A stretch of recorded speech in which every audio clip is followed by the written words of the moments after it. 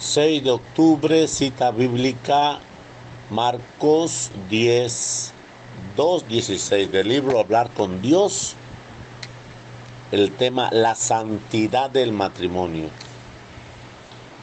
Se encontraba Jesús en Judea, en las orillas del lago Jordán, rodeado de una gran multitud que escuchaba atentamente sus enseñanzas. Entonces se acercaron unos fariseos para hacerle una trampa, para enfrentarlo con la ley de Moisés. Le preguntaron si es lícito al marido repudiar a su mujer. Moisés había permitido el divorcio condescendiendo con la dureza del antiguo pueblo. La condición de la mujer era entonces ignominiosa y prácticamente podía ser dejada a un lado por cualquier cosa, siguiendo ligada al matrimonio. Moisés estableció que el marido diera a la mujer despedida una carta de repudio testificando que la despedía. Así quedaba libre para casarse con quien quiera. Los profetas ya censuraron el divorcio a la vuelta del exilio en el libro de los Números. Jesús declara en esta ocasión la indisolubilidad original del matrimonio según la instituirá Dios al principio de la creación. Para ello cita expresamente la palabra del Génesis que se lee en la primera lectura. Pero en el principio la creación los hizo Dios varón y hembra, y por eso dejará el hombre a su padre y a su madre y se unirá a su mujer, y serán los dos una sola carne. Por tanto, lo que Dios ha unido no lo separa el hombre. De este modo el Señor declara la unidad y la indisolubilidad del matrimonio tal como había sido establecido en el principio. Resultó tan novedoso esta doctrina que los mismos discípulos que una vez en casa volvieron a preguntarle, y el maestro confirmó más expresamente lo que ya había enseñado. Y le dijo: cualquiera que repudia a su mujer, sea una con otra, comete adulterio contra aquella, y si la mujer repudia a su marido y se casa con otro, comete adulterio. Difícilmente se puede hablar de esta con más nitidez.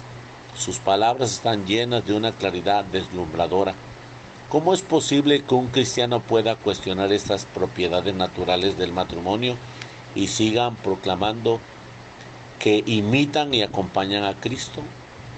Siguiendo al Maestro, la Iglesia reafirma con seguridad la firmeza, la doctrina de la indisolubilidad del matrimonio, y cuantos en nuestros días consideran difícil e incluso imposible vincularse a una persona por toda la vida, y cuando son arrastrados por una cultura que rechaza la indisolubilidad del matrimonio y que se mofa abiertamente del compromiso de los esposos a la fidelidad. Es necesario repetir el buen anuncio de la permanencia del amor conyugal que tiene en Cristo su fundamento y su fuerza. Enraizadas en la donación personal y total de los cónyuges y exigida por el bien de los hijos, la indisolubilidad del matrimonio halla su verdad última en el designio que Dios ha manifestado en la revelación. Dios quiere y da la indisolubilidad del matrimonio como fruto, signo y exigencia del amor absolutamente fiel que Dios tiene al hombre y que el Señor Jesús vive hacia la Iglesia. Este vínculo que solo la muerte puede desatar es imagen del que existe entre Cristo y su cuerpo místico.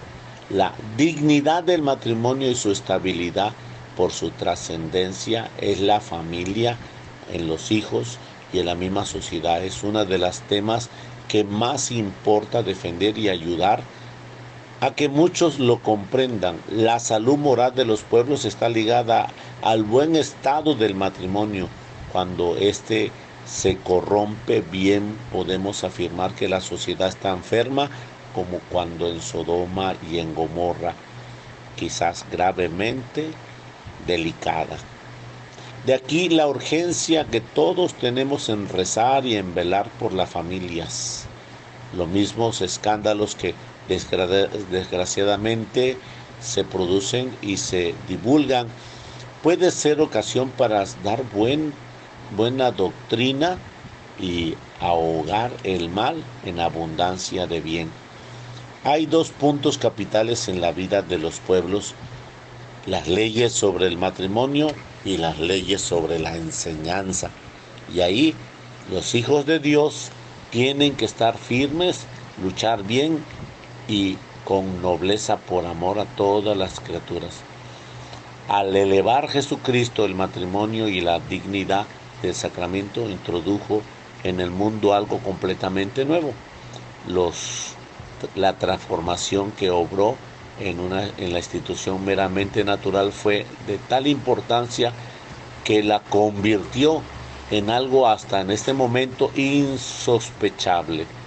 He aquí que hago todas las cosas nuevas, dice el Señor. Desde entonces y desde el nacimiento del matrimonio cristiano se sobrepasa el orden de las cosas naturales y se introduce en el orden de las cosas divinas. El matrimonio natural entre no cristianos está también lleno de grandezas y dignidad, pero el ideal propuesto por Cristo en los casados está infinitamente por encima de una meta de perfección humana y de respeto del matrimonio natural. Se presenta como algo rigurosamente nuevo. Efectivamente, a través del matrimonio es la misma vida divina la que se comunica a los esposos, la que los sostiene en su obra de perfección mutua y la que tiene que animar desde el momento del bautismo el alma de los hijos. Quien se casa iniciando junto a una vida nueva que ha de andar en compañía de Dios, el Señor mismo los ha llamado para que vayan a Él por este camino, pues en el matrimonio es una auténtica vocación sobrenatural, sacramento grande en Cristo y en la Iglesia, dice San Pablo, Efesios 5:32. Signo sagrado de santificar, que santifica la acción de Jesús y que invade el alma de los que se casan y los invitan a seguir transformando toda la vida matrimonial en un andar divino en la tierra. El Papa San Juan Pablo I, hablando de las grandezas del matrimonio en un grupo de recién casados, les contaba una pequeña anécdota ocurrida en Francia. En el siglo pasado, un profesor insigne que enseñaba en la Sorbona Universidad, Federico Ozanam, era un hombre de prestigio y de buen católico. Lacordaire, su amigo, solía decir del profesor de Sorbona: este hombre es tan bueno y tan estupendo que se ordenará como sacerdote e incluso llegará a ser un buen obispo. Pero Ozanam contrajo matrimonio y entonces Lacordaire, el amigo, algo molesto, le exclamó: pobre Ozanam, también él ha caído en la trampa. Estas palabras le llegaron al Papa Pío IX, quien dijo con buen humor a Lacordaire cuando éste le visitó a unos años más tarde: yo siempre he oído decir que Jesús instituye 7 sacramentos. Ahora viene usted y me revuelve la carta en la mesa y me dice que ha instituido 7 sacramentos y una trampa. No, padre, el matrimonio no es una trampa, es un gran sacramento. No olvidemos que lo primero que quiso santificar el Mesías fue un hogar, y es precisamente en las familias alegres, generosas, que viven con sobriedad cristiana, donde nace la vocación para la entrega plena a Dios en la virginidad o el celibato, y que constituyen la corona de la Iglesia y de la alegría de Dios en el mundo. Estas vocaciones son un don de Dios que otorga muchas veces a los padres y que le pide su corazón y con constancia brillará en sus manos con un fulgor especial cuando un día se presenten ante él y den cuenta de los bienes que le fueron dados para su custodia y su admiración. Dios preparó cuidadosamente la familia en la cual iba a nacer su hijo, José, de la casa y familia de David, y haría el oficio de padre en la tierra, al igual que María, su madre virginal.